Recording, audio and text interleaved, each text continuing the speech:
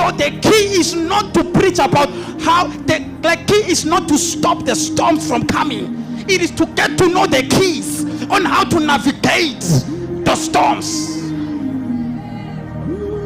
The problem we are having is not the problem of, hey, Father, take away the storm. No. Because anytime you pray away the storm, you are praying away the victory.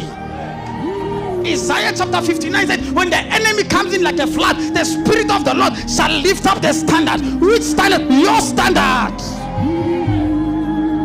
God's standard does not need to go up.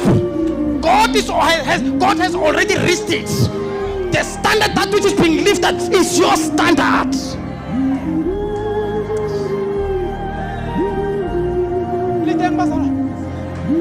So the standard that which is being lifted is whose standard? Is your standard.